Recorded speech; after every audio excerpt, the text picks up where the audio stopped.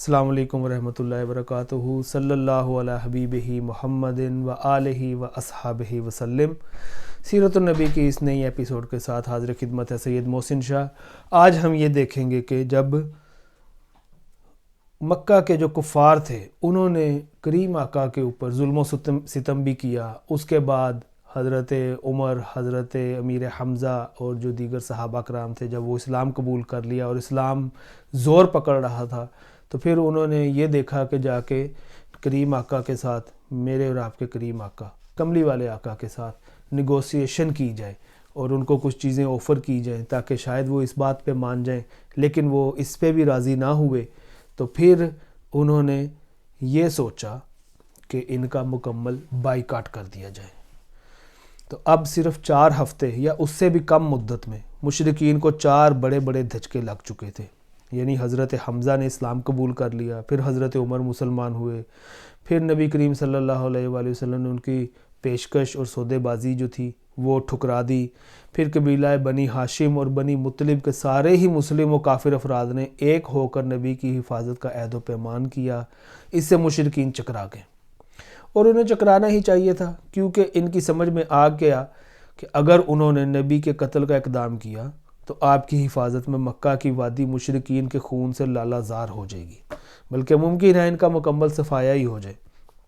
اس لیے انہوں نے قتل کا منصوبہ چھوڑ کر ظلم کی ایک اور راہ تجویز کی، جو ان کی اب تک کی تمام ظالمانہ کارروائیوں سے زیادہ سنگین تھی۔ اس تجویز کے مطابق مشرکین وادی محصب میں خیف بنی کنانہ کے اندر جمع ہوئے اور آپس میں بنی ہاشم اور بنی مطلب کے خلاف یہ عہد و پیمان کیا کہ نہ ان سے شادی بیاہ کریں گے، نہ خرید و فروخت کریں گے، نہ ان کے ساتھ اٹھیں بیٹھیں گے، نہ ان سے میل جول رکھیں گے، نہ ان کے گھروں میں جائیں گے، نہ ان سے بات چیت کریں گے، جب تک کہ وہ رسول اللہ کو قتل کرنے کے لیے ان کے حوالے نہ کر دیں۔ مشرکین نے اس بائیکاٹ کی دستاویز کے طور پر ایک صحیفہ لکھا، جس میں اس بات کا عہد و پیمان کیا گیا تھا کہ وہ بنی ہاشم کی طرف سے کبھی بھی کسی صلح کی پیشکش قبول نہیں کریں گے، نہ ان کے ساتھ کسی طرح کی مروت برتیں گے، جب تک کہ وہ رسول اللہ کو قتل کرنے کے لیے مشرکین کے حوالے نہ کر دیں۔ تو یہ انہوں نے وہ صحیفہ سا لکھ کے وہاں پہ لٹکا دیا۔ ابن قیم کہتے ہیں کہ کہا جاتا ہے کہ یہ صحیفہ منصور بن اکرمہ بن عامر بن ہاشم نے لکھا تھا، اور بعض کے نزدیک نظر بن حارث نے لکھا تھا، لیکن صحیح بات یہ ہے کہ لکھنے والا بغیز بن عامر بن ہاشم تھا۔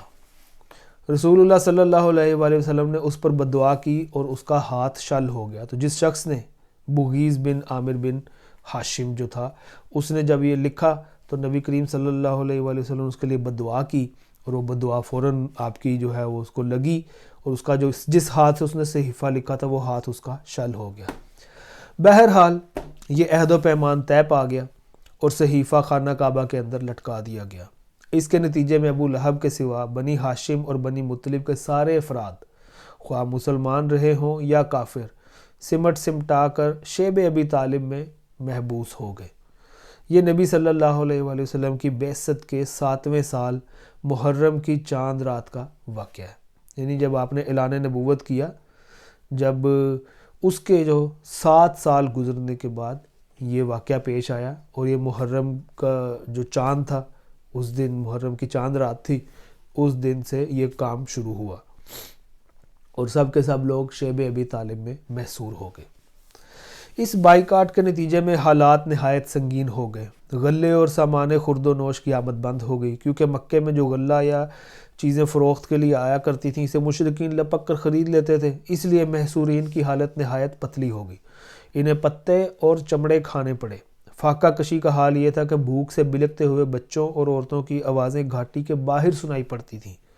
ان کے پاس بمشکل ہی کوئی چیز پہنچ پاتی تھی، وہ بھی پس پردہ۔ وہ لوگ حرمت والے مہینوں کے علاوہ باقی ایام میں اشیاء ضرورت کی خرید کے لیے گھاٹی سے باہر بھی نہ نکلتے تھے۔ وہ اگرچہ قافلوں سے سامان خرید سکتے تھے جو باہر سے مکہ آتے تھے، لیکن ان کے سامان کے دام بھی مکے والے اس قدر بڑھا کر خریدنے کے لیے تیار ہو جاتے تھے کہ محصورین کے لیے کچھ خریدنا بھی مشکل ہو جاتا تھا۔ حکیم بن حزام، جو حضرت خدیجہ رضی اللہ تعالی عنہا کا بھتیجا تھا، کبھی کبھی اپنی پھوپھی کے لیے گیہوں بھجوا دیتا تھا ایک بار ابو جہل سے سابقہ پڑ گیا، وہ غلہ روکنے پر اڑ گیا، لیکن ابو البختری نے مداخلت کی اور اسے اپنی پھوپھی کے پاس گیہوں بھجوانے دیا۔ ادھر ابو طالب کو رسول اللہ کے پاس جو لوگ اکٹھے تھے ان کی وجہ سے اس کو برابر جو ہے وہ خطرہ لاحق تھا۔ حضرت ابو طالب جو تھے ان کو نبی کریم صلی اللہ علیہ وسلم سے خطرہ لگا رہتا تھا کہ کچھ نہ کچھ جو ہے یہاں پہ ہو جائے گا، تو اس لیے جب لوگ اپنے اپنے بستروں پر جاتے تو وہ رسول اللہ صلی اللہ علیہ وآلہ وسلم سے کہتے کہ تم اپنے بستر پر سو رہو۔ مقصد یہ ہوتا کہ اگر کوئی شخص آپ کو قتل کرنے کی نیت رکھتا ہو تو دیکھ لے کہ آپ کہاں سو رہے ہیں۔ پھر جب لوگ سو جاتے تو ابو طالب آپ کی جگہ بدل دیتے، یعنی اپنے بیٹوں، بھائیوں یا بھتیجوں میں سے کسی کو رسول اللہ کے بستر پر سلا دیتے اور رسول اللہ سے کہتے کہ تم اس کے بسترے پر چلے جاؤ۔ اس محصوری کے باوجود رسول اللہ صلی اللہ علیہ وآلہ وسلم اور دوسرے مسلمان حج کے ایام میں باہر نکلتے تھے اور حج کے لیے آنے والوں سے مل کر انہیں اسلام کی دعوت بھی دیتے تھے۔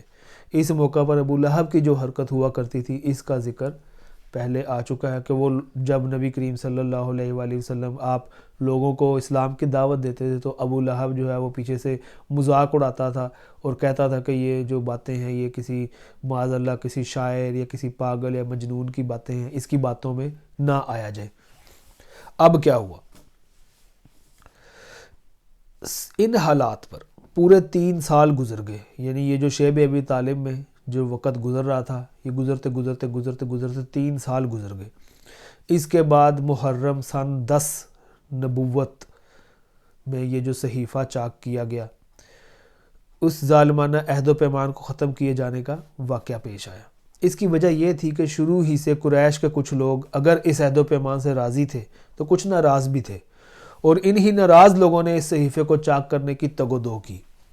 اس کا اصل محرک قبیلہ بنو عامر بن لوئی کا حشام بن عمرو نامی ایک شخص تھا۔ قبیلے کا نام تھا بنو عامر بن لوئی اور بندے کا نام تھا حشام بن عمرو۔ یہ رات کی تاریکی میں چپکے شیب ابی طالب کے اندر غلہ بھیج کر بنو ہاشم کی مدد بھی کیا کرتا تھا۔ یہ زہیر بن ابی امیہ مخزومی کے پاس پہنچا۔ زہیر کی ماں عاتقہ عبد المطلب کی صاحبزادی یعنی ابو طالب کی بہن تھی، اور یہ نبی کریم صلی اللہ علیہ وآلہ وسلم کی پھوپھی تھی، اور ان کی قبر انور جو ہے وہ جنت البقیع میں موجود ہے۔ اب جب آپ مدینہ شریف جائیں تو جنت البقیع میں حضرت عاتقہ رضی اللہ تعالی عنہا جو کریم آقا کی پھوپھی ہیں ان کی قبر پہ بھی حاضری دیا کریں اور ان کے لیے بھی سلام پیش کیا کریں وہاں پہ۔ تو یہ زہیر بن ابی امیہ مخزومی کے پاس پہنچا، وہ شخص کون؟ حشام بن عمرو، اور اس سے کہا کہ زہیر کیا تمہیں یہ گوارا ہے کہ تم تو مزے سے کھاؤ پیو اور تمہارے ماموں کا وہ حال ہے جسے تم جانتے ہو؟ زہیر نے کہا افسوس، میں تنہا کیا کر سکتا ہوں؟ ہاں اگر میرے ساتھ کوئی اور آدمی ہوتا تو میں اس صحیفے کو پھاڑنے کے لیے یقیناً اٹھ پڑتا۔ اس نے کہا اچھا تو ایک آدمی اور موجود ہے۔ پوچھا وہ کون ہے؟ کہا میں ہوں۔ زہیر نے کہا اچھا تو اب تیسرا آدمی تلاش کرو۔ اس پر حشام مطعم بن عدی کے پاس گیا اور بنو ہاشم اور بنو مطلب سے جو کہ عبد مناف کی اولاد تھے مطعم کے قریبی نسبی تعلق کا ذکر کر کے اسے ملامت کی کہ اس نے اس ظلم پر قریش کی ہمنوائی کیوں کی۔ یاد رہے کہ مطعم بن عبد مناف بھی مطعم جو تھے مطعم بن عدی یہ بھی عبد مناف کی نسل سے ہی تھے۔ مطعم نے کہا افسوس، میں تنہا کیا کر سکتا ہوں؟ حشام نے کہا ایک آدمی اور موجود ہے۔ مطعم نے پوچھا کون ہے؟ حشام نے کہا میں۔ مطعم نے کہا اچھا ایک تیسرا آدمی تلاش کرو۔ حشام نے کہا یہ بھی کر چکا ہوں۔ پوچھا وہ کون ہے؟ کہا کہ زہیر بن ابی امیہ۔ مطعم نے کہا اچھا تو اب ایک چوتھا آدمی تلاش کرو۔ اس پر حشام بن عمرو ابو البختری بن حشام کے پاس گیا اور اس سے بھی اسی طرح کی گفتگو کی جیسی مطعم سے کی تھی۔ اس نے کہا بھلا کوئی اس کی تائید بھی کرنے والا ہے؟ حشام نے کہا ہاں۔ پوچھا کون؟ کہا زہیر بن ابی امیہ، مطعم بن عدی اور میں۔ اب 4 لوگ ہو گئے جو اس بات پہ راضی ہو گئے کہ ٹھیک ہے وہ صحیفہ جو ہے ہم پھاڑ دیں گے۔ وہ 4 لوگ یہ تھے زہیر بن ابی امیہ، مطعم بن عدی، ابو البختری بن حشام اور حشام بن عمرو۔ اچھا اس نے اب یہ کہا جو بندہ تھا ابو البختری، اس نے کہا کہ اچھا تو اب 5واں آدمی ڈھونڈو۔ اس کے لیے حشام بن عمرو جو تھا وہ زمعہ بن اسود بن مطلب بن اسد کے پاس گیا اور اس سے گفتگو کرتے ہوئے بنو ہاشم کی قرابت اور ان کے حقوق یاد دلائے۔ اس نے کہا بھلا جس کام کے لیے مجھے بلا رہے ہو اس سے کوئی اور بھی متفق ہے؟ تو حشام نے اس بات میں جواب دیا اور سب کے نام بتائے۔ اس کے بعد ان لوگوں نے حجون کے پاس جمع ہو کر، حجون یہ مسجد الحرام کے پاس ایک علاقہ کا نام ہے حجون، وہ ابھی بھی وہ جو محلہ ہے وہ اس محلے کا نام حجون ہی ہے، اسی نام سے وہاں پہ موجود ہے۔ اور مسجد حرام سے جو باب عبداللہ کی طرف سے جو سڑک جاتی ہے اس سڑک کا نام بھی شارع حجون ہے۔ تو یہ ان لوگوں نے حجون کے پاس جمع ہو کر آپس میں یہ عہد و پیمان کیا کہ صحیفہ چاک کرنا ہے۔ زہیر نے کہا میں ابتدا کروں گا، یعنی سب سے پہلے میں ہی زبان کھولوں گا۔ صبح ہوئی تو سب لوگ حسب معمول اپنی اپنی محفلوں میں پہنچے۔ زہیر وہ بھی ایک جوڑا زیب تن کیے ہوئے پہنچا، پہلے بیت اللہ کے ساتھ چکر لگائے، پھر لوگوں سے مخاطب ہو کر بولا مکے والو، کیا ہم کھانا کھائیں، کپڑے پہنیں اور بنو ہاشم تباہ و برباد ہوں؟ نہ ان کے ہاتھ کچھ بیچا جائے نہ ان سے کچھ خریدا جائے۔ خدا کی قسم میں بیٹھ نہیں سکتا یہاں تک کہ اس ظالمانہ اور قرابت شکن صحیفے کو چاک کر دیا جائے۔ ابو جہل جو مسجد حرام کے گوشے میں موجود تھا بولا تم غلط کہتے ہو، خدا کی قسم اسے پھاڑا نہیں جا سکتا۔ اس پر زمعہ بن اسود نے کہا بخدا تم زیادہ غلط کہتے ہو، جب یہ صحیفہ لکھا گیا تھا تب بھی ہم اس سے راضی نہ تھے۔ اس پر ابو البختری نے بھی گرہ لگائی کہ زمعہ ٹھیک کہہ رہا ہے، اس میں جو کچھ لکھا گیا ہے اس سے نہ ہم راضی ہیں نہ اسے ماننے کو تیار ہیں۔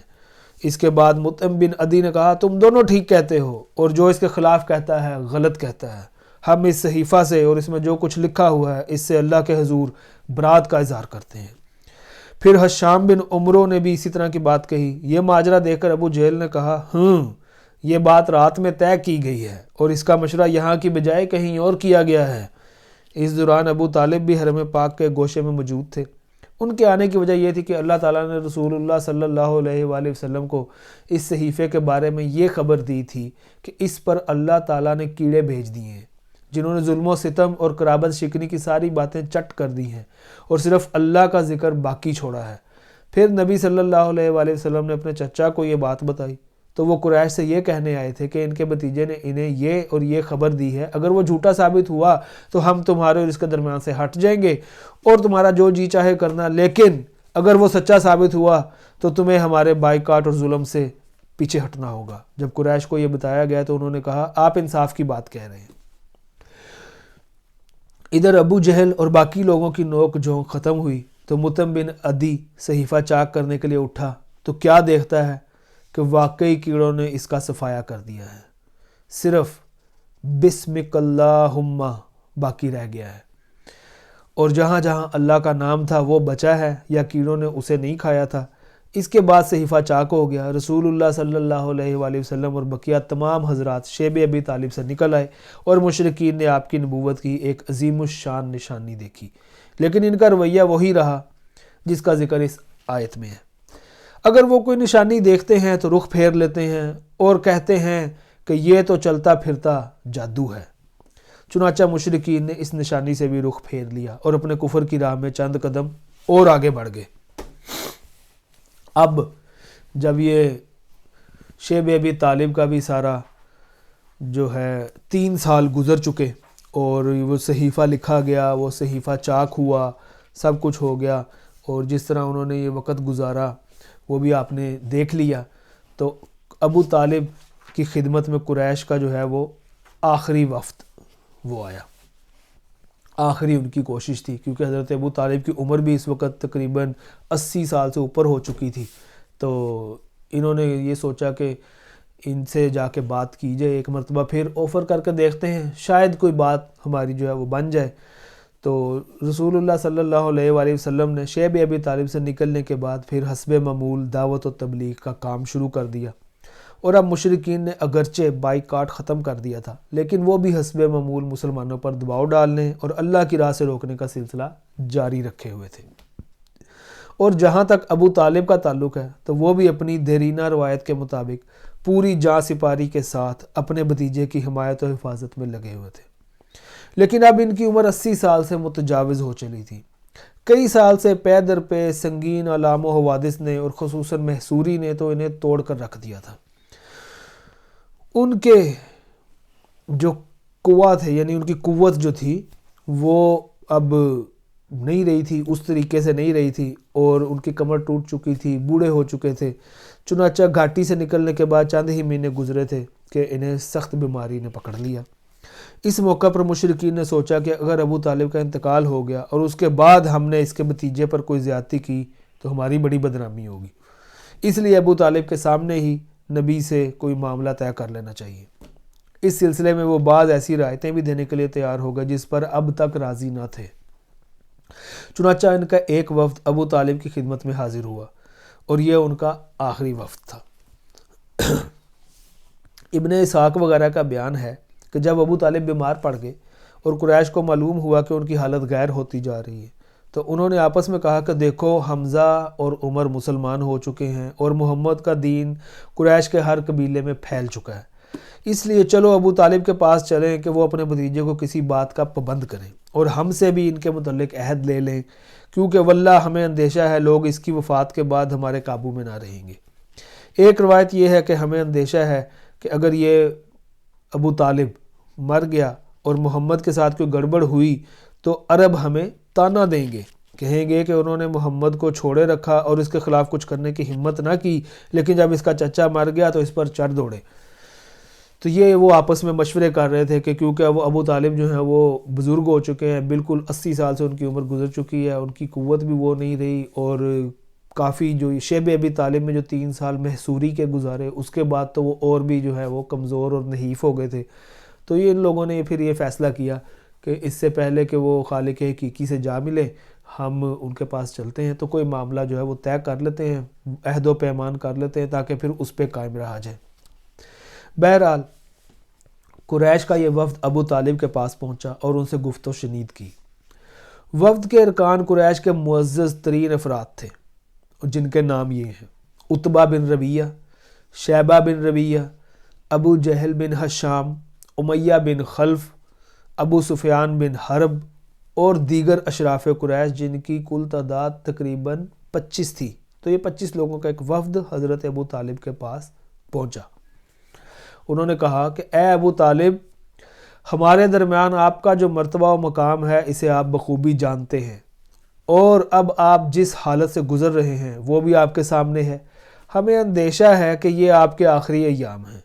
ادھر ہمارے اور آپ کے بھتیجے کے درمیان جو معاملہ چل رہا ہے اس سے بھی آپ واقف ہیں۔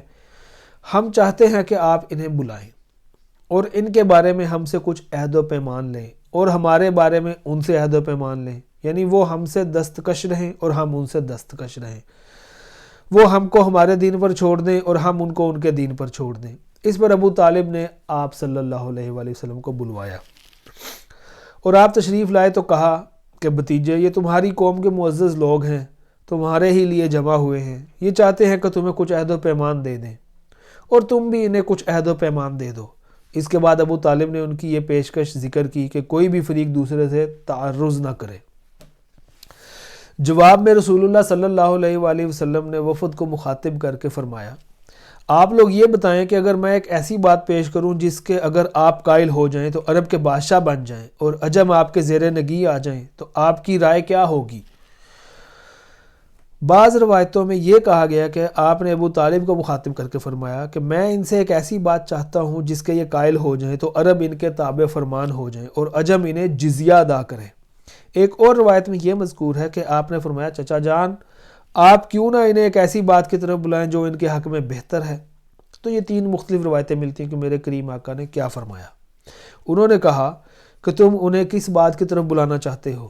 آپ نے فرمایا، میں ایک ایسی بات کی طرف بلانا چاہتا ہوں جس کے یہ قائل ہو جائیں تو عرب ان کے تابع فرمان بن جائیں گے اور عجم پر ان کی بادشاہت قائم ہو جائے گی۔